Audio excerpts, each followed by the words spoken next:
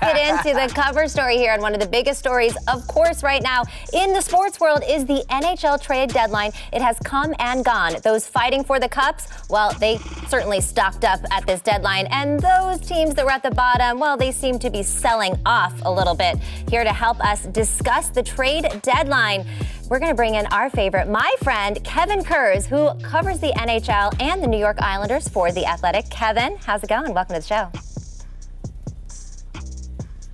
Yeah, thanks, Katie. Good to see you. It's been a while since we both were in California, but New York's a little bit better. It is a little bit better. San Jose will always have a good place in my heart, but I agree with you. New York is a little bit more fun. All right, we're going to rapid fire some questions for you here about the trade deadline. I'm up first here. Okay, so there was a lot of deals that were made yesterday before the deadline. I'm having such a hard time saying that.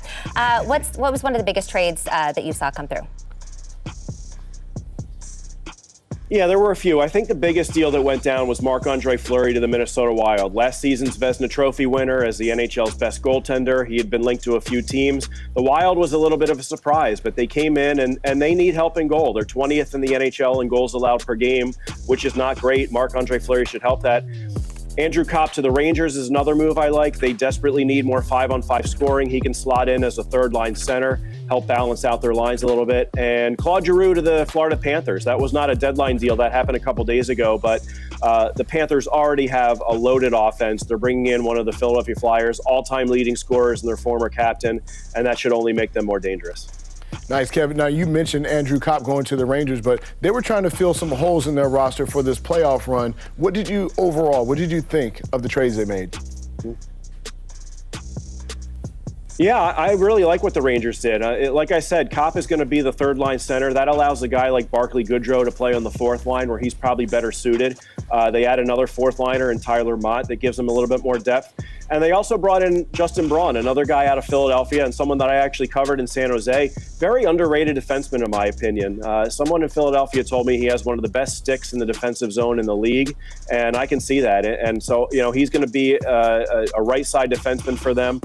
Another real good depth add. But, the Rangers are a team. They just need more scoring again at 5-on-5. They've been relying on their power play, and that's dangerous going into the playoffs when you rely so much on your power play, because if that goes dry, you're toast.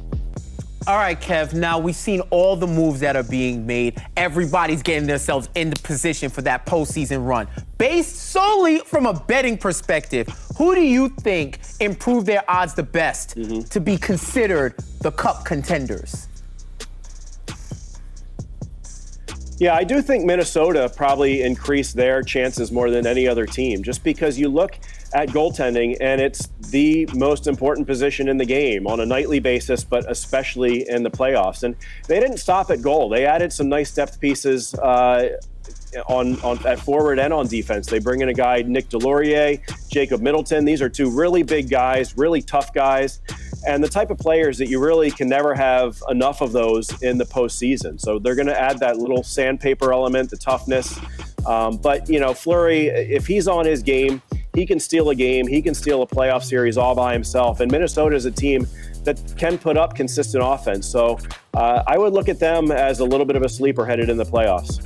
Okay, well, let's talk Rangers here, Kevin. So the Rangers are not only in a tough division, but they're also in the same conference as the back-to-back Stanley Cup champions. Who's your favorite coming out of the Eastern Conference? Yeah.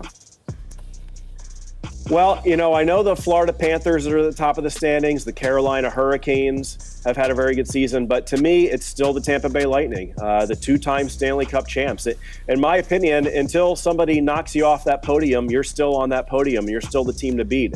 And the Lightning themselves deserve credit for what they did at the trade deadline. They had very little cap room. They bring in a guy, Brandon Hagel from Chicago. He had some of the depth scoring that they lost last offseason. Very, very strong move from them. So, if it's Florida, that wouldn't surprise anyone. If it's Carolina, that wouldn't surprise anyone. But for me, it's still the Tampa Bay Lightning looking for their third straight Stanley Cup.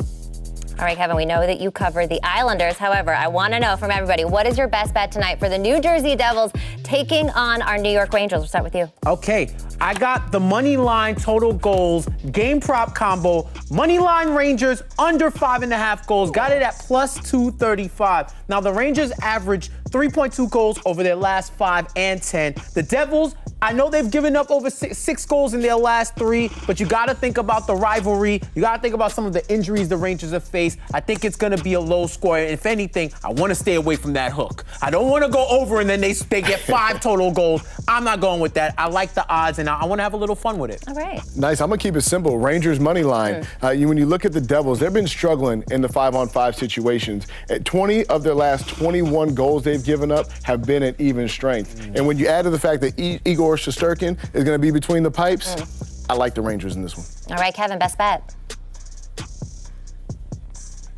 You know, I'm going to go over. The Devils have given up 6 goals in each of the last 3 games, and I think the Rangers are due to break out a little bit. It's a rivalry game, so those tend to be pretty intense. But, you know, the Devils just aren't a very good team, and I don't think they're going to be able to stop the puck from going in the net. And as much as I like Igor Shesterkin, you know, maybe he's due for a little off game. I'm going to go for over 6 goals tonight. All right, I'm going to agree with you, and I am taking the Rangers, but I'm going to take them in regulation. A little bit better odds there than the money line. It's at -105. And look, the Rangers have beat the Devils in 4 out of their last 5 games. Devils also 12-29 as an underdog this season. Not so hot. Rangers on the road, even though it's just in Jersey, they are 20-12-2 straight up. So give me the Rangers to win in regulation, and hopefully on the money line as well, and hopefully over under. We'll see how that shakes out for everybody else.